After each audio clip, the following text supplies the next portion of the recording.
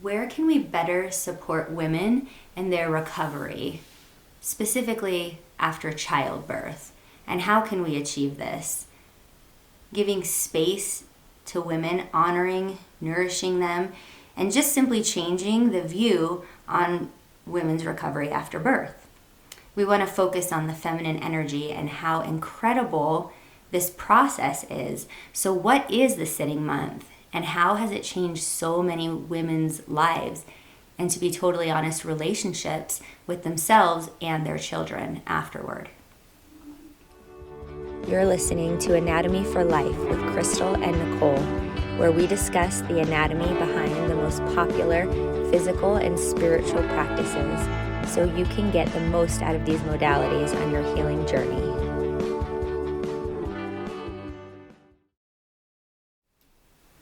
Welcome to Anatomy for Life. I'm Crystal.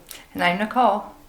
And today we have a very special episode for you. We have a guest, Emily, who's once again one of my favorite people in the world. And she is coming to talk to us about the sitting month and a curriculum she's created to help women after birth. One really interesting thing about Emily is she lived in Hong Kong for 18 months as a service missionary for the Church of Jesus Christ of Latter-day Saints and knows how to speak Cantonese. She has an associate's degree in communication and a bachelor's degree in Mandarin Chinese from BYU. She has 4 boys and 1 girl, and she's a certified body code practitioner. She currently works in a clinic, and we will link in our show notes how to contact her, get a hold of her curriculum, and just follow what she's doing in general. One of the things I wanted to tell you about Emily is that she has helped me in parts of my healing journey come into my life in the right moments on and off several times, and I have just been blown away by the efficacy and intuitiveness of her practice and what she can do and how well studied she is, which has given her all of the tools to be able to access things quickly, and just how amazing the results have been afterwards. So she's a staple in my life, in my healing journey, and as one of my friends. And I just want her to introduce herself a little bit, and she can give you a brief history of our story together as well. So welcome, Emily. Thanks for being here. Thank you. I'm excited to be here. So yes, my name is Emily Montague, and I am a certified body code practitioner. Like Crystal said, I have a background in Chinese. I'm just really passionate about food and how it can heal the human body. And since I lived in Asia for a short period of time, I feel like I was immersed in the culture, and the way that they did things was so different than what I was used to. And when I saw that, I was just intrigued and totally open. I was just like, I want to be like you, and I want to do everything you're doing, so teach me. Wow. So I lived in Hong Kong for 18 months, and then I came home, and then a few years later I got married, and my husband actually speaks Mandarin and Cantonese as well. So that's a fun commonality that we have. And when we were first married, we were attending a church in English, and I was like, I really want to use my Chinese. Would you be okay going to a Chinese speaking congregation? And he was like, yeah, sure, why not? So we went there, and we ended up making some really great friends. And one of the friends that I made, her name is Cherry, and she's actually the co-founder with me of the Sitting Month. She was pregnant with her second child. I was also pregnant with my second child. And she was just like preparing all of these things for herself to recover after she gave birth. And I was like, what are you doing? Like, what are all these herbs? And I want to learn about what you're doing. Just like I said, when I lived in China, I was just like, I know that everything that you guys are doing is like very beneficial for your bodies because of the health that you have. Just from watching them, I could see it. So when I saw Cherry doing this, I was like, I really want to do that too. After I had my first son, I got right back into exercising. I was an avid cyclist, so we lived near the Payson Canyon, if any of you are familiar with Utah, and I would just like bike up the canyon as many days of the week I could. Like after I had a baby. Like how soon? Like 6 weeks. Oh my goodness. Like as soon as the doctor was like, you can get back on a bike. I'm like, sweet, I'm on my bike. And so I was just like booking it up this canyon, right? And it was so intense. It's so relatable though. I feel like that might be a lot of our listeners' stories. Absolutely. Because that's what we're told is a good thing to do. Yeah, they're like, oh wow, you're bouncing back so fast. Look at you go. Right. And I'm just like, almost like that Western social pressure to be exactly who you were before so quickly, right? right. So I was biking, I was exercising, and I was not resting at all. And 3 months, when my son was 3 months old, I had my appendix needed to be removed, and then I had a kidney stone that was too large to pass. And so within like a week, I had like appendicitis surgery and then lithotripsy, which is where they blast the kidney stone so it can actually pass. So I was just kind of like in this recognition afterwards of, wow, I did not allow myself any time to relax or rest. And now I'm realizing I only want to walk till my son is like a year old. And I don't really want to do a ton because I don't think it's that great for my body. I think my body just told me something. Wow. Right? So then going back to my story of Cherry, and I saw her and I was like, oh, okay, I just had this experience with my son, Ezra, my oldest. And I don't want my second after birth recovery to be the same. It needs to be different because what I did to myself was not okay. So she explained it all to me, and then we got other friends that were from Hong Kong and China living in the area that were also attending that congregation, and they were like, we want to help you do the sitting month. It's just so common. Everyone does it. It's been done for thousands of years in like all over Asia. So it's just expected. And my mom, I talked to her and I was like, hey mom, do you think you could come and stay with me for a month? Because with my first, I was literally, she said, I want to come and stay with you for like 2 weeks. And I was like, I don't think I need you to stay that long. I was like, why would I need you to stay that long? Why would I need any help? I'm fine. Oh, Like, but it's traditional to sit for a month. yeah, so the sitting month, it's a full month of recovery where you literally like lay down and rest for an entire month. So you're giving back to your body that 1 month of like, you're basically pregnant for 10 months. Right. So why not give yourself a month back? Right. And this piece about having someone come to be with you, and I know we'll circle back and we'll get more into the food, but so far you've mentioned the rest, the nourishment, the food, Yes. and then a support person. Yeah. Wow. So she was able to come and she helped me with my son, helped me take care of my family, like just the normal everyday needings to be done. And I was able to rest, and then these other women brought me food. So for a full month, I didn't make myself food. Oh my gosh, it sounds so beautiful. Sounds I want to amazing. cry for my little self through all my pregnancies that didn't have that. Absolutely. Right. And I feel that way when I see American women too. I'm just like, oh man, I want to take care of you because I've been taken care of. Like, I feel that in me now of I need to share this with other women because we're not aware. It's just Right. a matter of not being aware.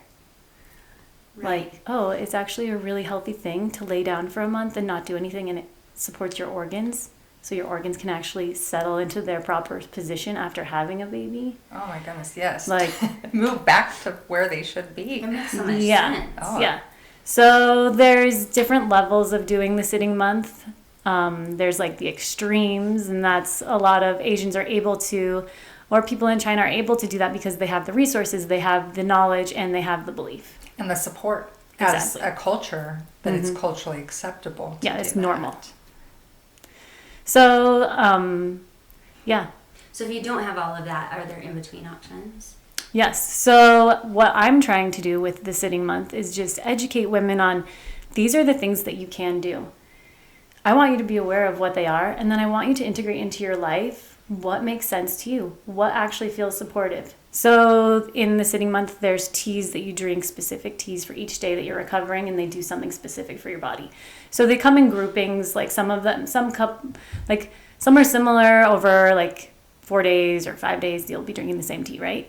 But it's doing something important to your body at each stage of your recovery.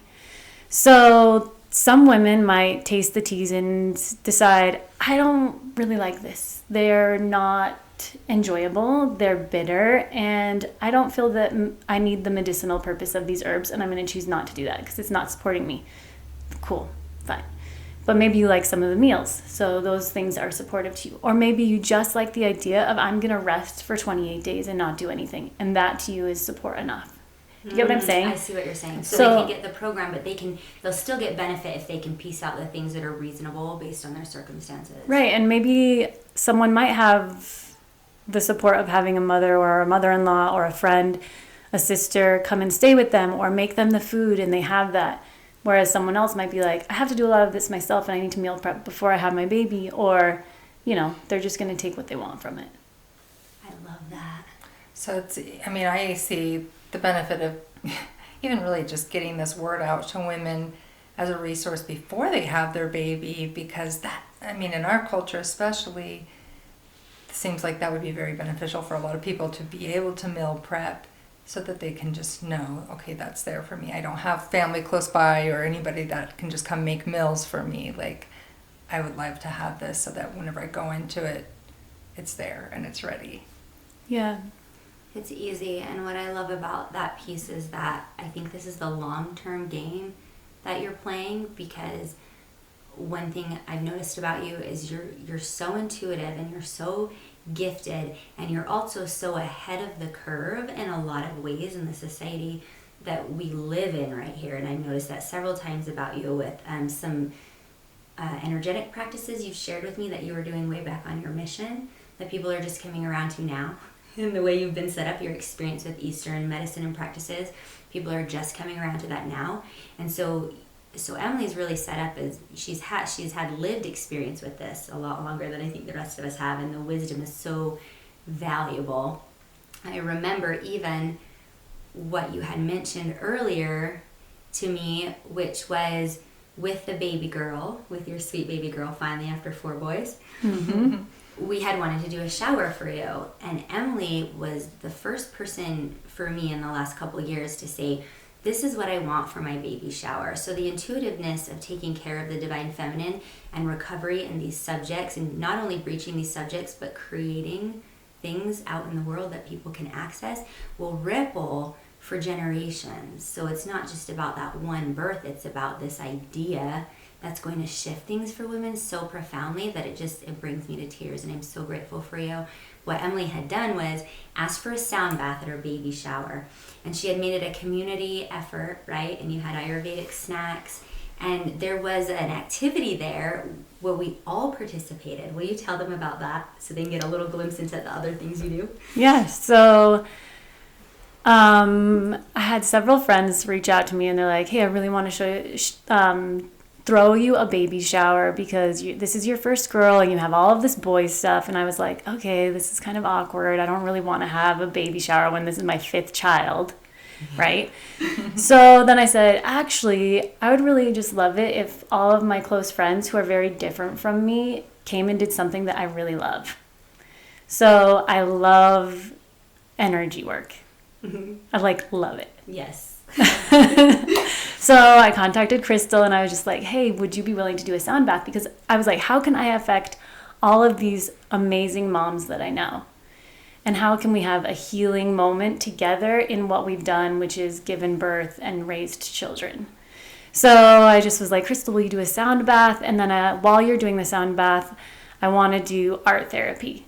So it came from a book called Birthing Within, and the book describes how you basically can heal from trauma from giving birth, and also how to just, if you are pregnant, create a space where you can have what you want manifest basically in your birthing experience.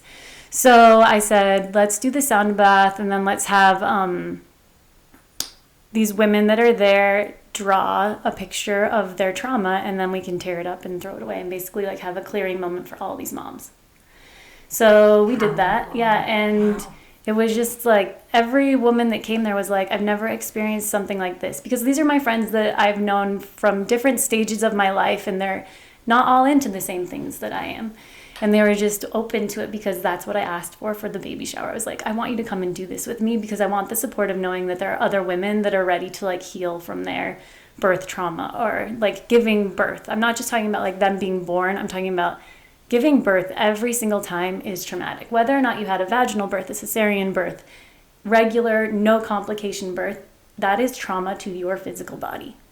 And so we need to be open to clearing it and healing from it.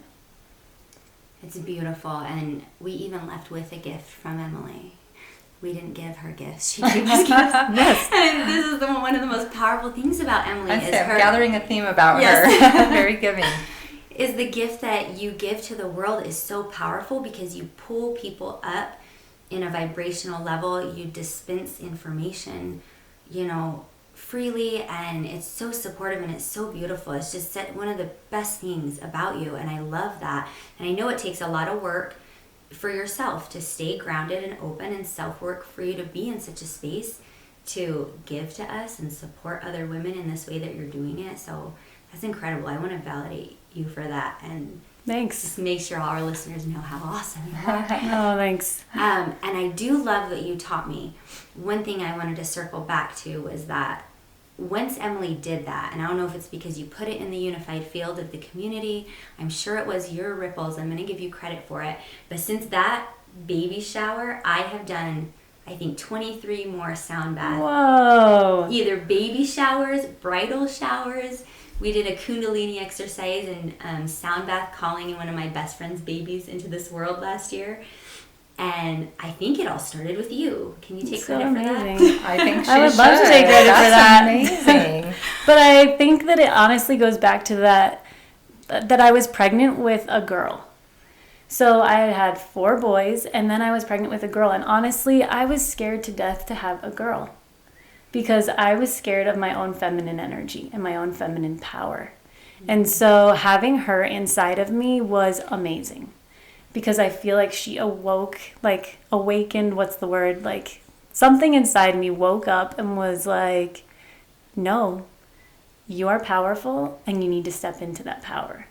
And that's part of the reason why I wanted to have that baby shower for these women with me, because I wanted us all to realize like, wow, like we are so amazing that we give birth. And so since then, like, after I had Anna, so my little girl, her name is Anna, and then my other neighbor, she got pregnant, and she was pregnant with her 7th child. And she and I had been walking a lot together, and she was just like, man, I would love to do something like the Sitting Month. That's so awesome that you were able to do that. And I was just like, yeah, that was really awesome. And then all of a sudden I had one of those hits that was like, you need to do this for her. And I was like, I don't want to do that. I don't want to do this for her. It's too much work. Oh my gosh, it's so much work. Really? Yeah. So then I sat with it for a little bit because I was like, oh, do I really want to do this? It's so much work. And then it was like, yeah, this is what I need to do. And it was like, the feeling was, if you don't share what's been given to you, what you have will be taken from you. And I was like, what the heck does that mean? I don't know. I still don't know, and I don't want to find out. Yeah, I don't want to find out. Yeah. I think I've been told that feeling before. Same thing. And you don't want to know, right? No. You don't want to find out. Okay, I'm willing to do it. So I talked to Liz, and I was like, hey, Liz, I'm going to do the Sitting Month for you. And she was like, what? Really? I want that so bad. And she's like, yes. So her mom was going to come and stay with her for 2 weeks, and then her mother-in-law was going to come and stay with her for another 2 weeks to split the time. So that's how they did it. And then she informed her husband and her kids. Like I said, this was her 7th baby. And so, they were just all on board that mom was going to rest for 28 days and she wasn't going to do anything that she normally did. So then I started the meal prep, and after I did it for Liz, that's when the next hit came that was like, you need to make this into a course. American women need to know about this because you have this information and it needs to be brought forth, basically. So then I had something similar where it was like, I was having ideas, just like everything was coming to me, and it was like, okay, now do this, and this is the person. And it was like all these people that I had known throughout my life that I needed to accomplish this, I had already made those relationships with, and I just had to call them and be like, hey, can you do this for me? And they were like, yeah, let's do it. And so within this past year, it's literally been 1 year, and it's just launched. Wow. So I'm just in the beginnings. It's like, yeah, I feel like this is needed in our world. Women, we have to come together. Feminine energy is powerful. It's creative. It's full of love and nurturing. And that's what our world needs so bad right now. And the best place to start, I feel like, is with a mom and her baby. Man, I am just feel so touched by everything that you're saying. And I think you're 100% right. And that when you get called to do something, it's hard to run away from that, right? And it's very clear that you're meant to help a lot of women. And I think that is what is so needed right now, for women to come together and support each other support each other in having babies and in raising these beautiful children. When you're doing this process, and as you presented this as a course, what are some of the most common questions that you get asked? I mean, because that it is pretty foreign in our culture, and it's almost whenever I first started reading your website, like I felt almost a little sense of panic for me personally, because I think, oh, I'm such a busy person, I have all these things to do, like how would I make this work, right? And then, but then as you read and you realize how empowering and everything that could do for you. So I'm just wondering what other type of questions that you get asked.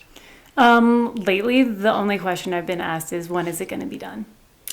Because I'm just launching it, I haven't really spread it. Yeah. People are ready for and it. so the people that do know me and know that I've been working on it, they're just like, I really want to make those meals, because I've either made them food before, or the women that I've done it for, they're like, I want to make those now that I'm done with the sitting month. I want to eat that food regularly because it tasted so good. So it's more just, right, people are just like, oh, I have friends that they're done having kids and they're like, I want to give this to myself and I want to do it for myself. So they're not in the afterbirth recovery part, but they still feel that part of themselves that didn't get nurtured. And so they want to nourish that within themselves. I felt that when I read, and you can go to her website, we'll link it in the show notes, thesittingmonth.com, but it's so accessible. The price point is incredible.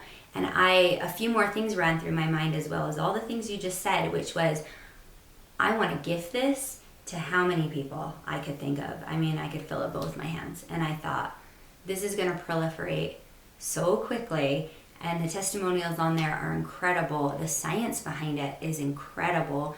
If you're into that stuff, I appreciated the opportunity Emily gave me to be able to look at her stuff and go a little deeper and see what she's created, because I started looking up a bunch of medical diagnoses and things and consequences of not doing this, and common ailments and places women get stuck chronologically or anatomically or mentally after giving birth, based on US statistics. So if you go look at her website and you read some of those testimonials, a lot of the women will mention, and Emily herself will mention, she knows and she will tell you, you create this concoction, you drink this tea, you take this rice with the specific spices, and this is what they will do to you. It will help contract your uterus, or it will help stabilize your hormones, or it's all very medically and scientifically driven, which I can appreciate. And all of the things it reduces. So just the high statistics. I was just talking to someone at the gym the other day who is going through a really difficult divorce, which was catalyzed by postpartum depression through all of her babies.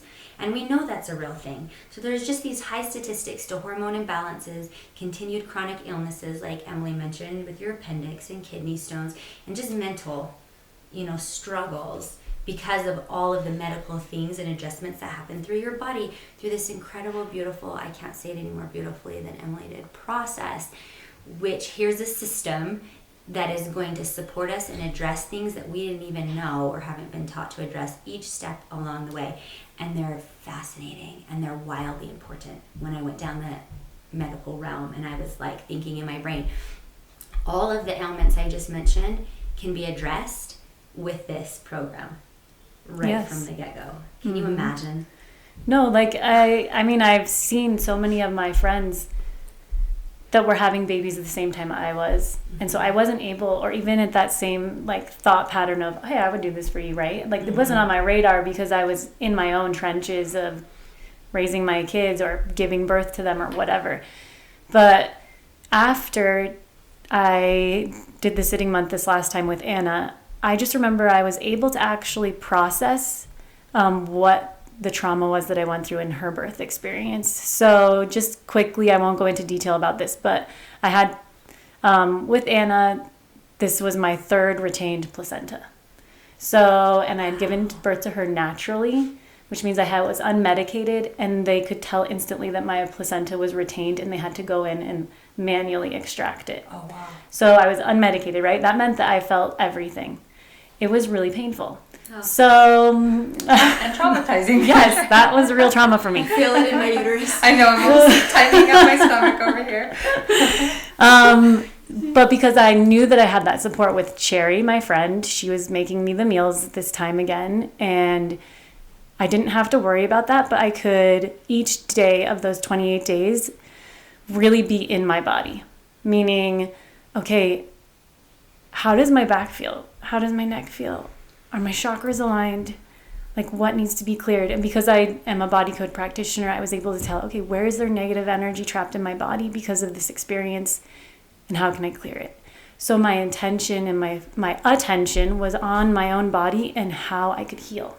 So I wasn't moving forward after that month stuck in my trauma of my birth experience, but I had really recovered because I was consciously aware of where I was. Like, I was laying down for those 28 days, really taking the time to like be in myself, and then congratulating myself too. Like, there was one point, and this might be too much information for anyone listening, but I'm going to share it anyways. So as a new mom, you have an experience where you're nursing and you can have cracked nipples. So it was really interesting. On my right side, that happened. And literally, I tried all the medicated ointments, everything. Nothing was helping, and it was just really painful. And I wanted to nurse my daughter so badly. But I realized that my right side of my body is my masculine side, and I had just given birth and used my feminine power side, and I needed my feminine energy actually to love my masculine energy. So the second that I started telling my body that I loved it, like, I'm so grateful for, like, specifically my nipples, that I can breastfeed my child, and like sending that love to that area of my body. This is a really funny example, right, guys? But just listen. I'm sending like love to that spot of my body. It healed like really fast. Oh my gosh, I believe it. Way faster than me putting any ointment on or anything. And it had been like a couple of weeks, right? But I was just able to get the intuition, the inspiration that I needed because I was being present and I was resting. And I wasn't so hyper focused on, gotta lose the baby weight, gotta get back at the gym, got to be doing all the same things that I'd done with my first pregnancy or my first recovery, right? Because I was there, like, in myself. So I was open to like, hey, there's stuff wrong in this part of me and in this part of me. And there was a moment where I was like, I feel like I'm not in my back. Like, I feel like I'm not fully present in my body. This was during my recovery with Anna during those 28 days.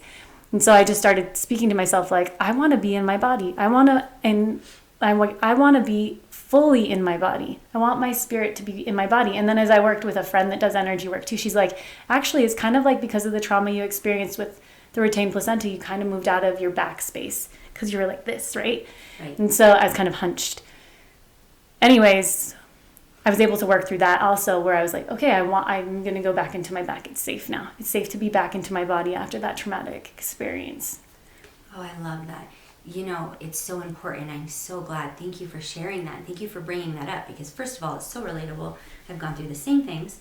I think every woman listener is probably like, oh, me too. Yes. Raise your hand if yes.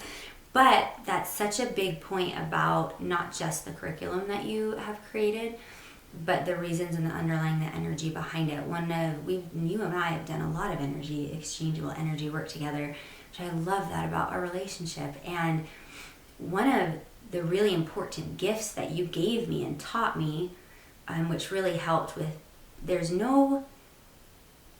it's not too late to revisit the birth trauma. And what you said earlier about, it doesn't matter how perfectly the birth goes, that is a sustained transformational trauma. It's part of our inheritance in being born into this world.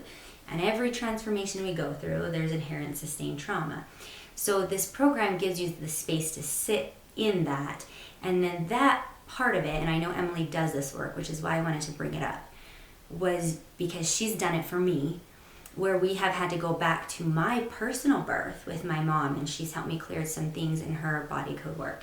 And we have also worked on my children. And what a beautiful gift, what a huge piece of that puzzle. And I'm curious if that piece is spoken to more with your program that I saw online, or if that's just something I think people need to know about and consider and approach in a way that feels comfortable to them. Or is that a little bit separate, and where are you doing that work? Is that in a different business? Yeah, that was my exact question, is because you have all this knowledge being a body code practitioner, can recognize all those things. So what I've been thinking about, and like I said, I'm just launching the Sitting Month, and there is going to be a lot of growth happening in that space for me over the next, who knows, long time. I feel really called to this specifically. Yeah, we're at an exciting space with you right now. Yes, you are. So I have another resource that I want to put on the website as an added resource, and it's called the Healing Center, and it's with a woman named Carol Tuttle, and she does everything online. And so I think for women that would just be learning about it, it would be an awesome resource for them because it can go into like different tapping things and just different, she goes through recorded clearings to help women heal. So it's called the Healing Center, and it's with Carol Tuttle. So. And then where are you practicing your work right now in that regard? So I do the body code at a health clinic in Utah. It's called Vero Health. And yeah, honestly, I'm only working on Wednesdays. It's pretty limited because my main job right now is to take care of my kids. And I know that might sound cliche to some people, but it's really important to me. That's my number one. And I love doing energy work. I love doing the body code on people. However, it's not my most important thing. And for me to get the Sitting Month out there right now, I also feel is like where I need to be focusing. So my goal with it is that I really want to help build communities throughout the United States where women can go and reach out to other women that are willing to cook. So it'd be like women could then like access the website and then reach out maybe in a Facebook group. I'm still developing this, right? Or even on my website, creating a map and being like, I live in this city. Are there any women in this city that are willing to cook? Wow, my mind was just blown. Oh yeah, because I'm just thinking the possibilities with this could be endless. Like the community resources that can develop from this. Wow. Yeah. So I just feel like as women, it's not necessarily like, hey, mom, can you cook these meals for me? It's like, are there any women? I mean, I think of doulas, I think of afterbirth midwives, like they might jump on something like this and be like, I would add that to my toolbox of things that I do for women after they give birth, right? Mm-hmm. So I want to make something where women can be like, I want this, and they'll get the support that they need. Because the whole point is to rest. So I don't want them to see the program and be like, oh, I have to make all of those meals for myself. That defeats the purpose. The purpose is we need to come together as women and be like, hey, I get where you are because I've been there. And I'm going to help you. Like, you really need to rest. Like, the only way to change our culture is if we as women are like, no, we're going to rest.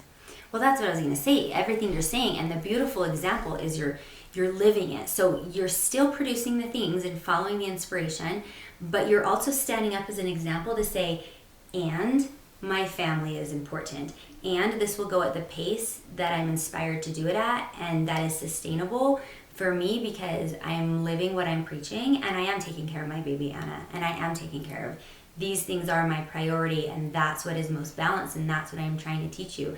That's a third example of someone who has said that to me today verbatim. I'm sorry I can't do this. These are the reasons. Here's my priorities. This is what I'm choosing. And I have said, this is the third time today, I have said, thank you. Because that example, that lived example, is what gives everyone permission to do it. And what you're speaking to is, it's so generous of heart, it's so appropriate. We're here to support you in any way, and I know we will continue to. And I know everyone will just jump to support you. I'm so excited to see where this goes. Oh my gosh. Yeah, and I think also what an inspired time for you to do this, because we are hearing constantly right now, especially in social media world, I would say, about self-care, self-care, self-care. You need to have self-care. And a lot of people don't even know what that looks like. You know, they can't even figure out how to really put that into place. Like, and they think of it oftentimes in our culture as selfishness, right? Which is not.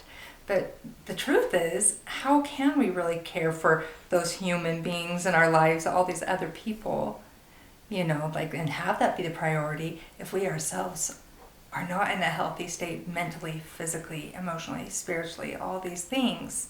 And so if we can figure that out, whether you said, I loved when you said it didn't have to be those 28 days following, right? That would be ideal and amazing. But for people who've already been through it and are listening to this and saying, yeah, I have that trauma, you know, that they can still take action to heal. Yeah, thank you for all the things you're doing and for being here with us today. Is there any last thoughts, anything burning on your heart you want to get out there? Maybe the last thing that I would like to share is something that you and I had a conversation about, Crystal and I had a conversation about a while ago, and it was just that basically in all of the wars that have been fought in the past have been fought by men, and they've been fought with weapons. And I feel like this time that we live in now is the time that the battle that we're fighting is only going to be won with love, and it's going to honestly be won by that feminine energy. Like, it's time for women to stand up. We need to stand together, and we need to just help one another, and it needs to be done in love. And I got the same chills I got the day she told me that for the first time. Absolutely. Thank you, Emily. Don't forget, we'll tag Emily and we'll link all of the places she's working and how you can access the Sitting Month in the show notes. So check that out and share this episode with any women you think could benefit, even from beginning to consider and explore these thoughts. So thank you for joining us today. Thank you.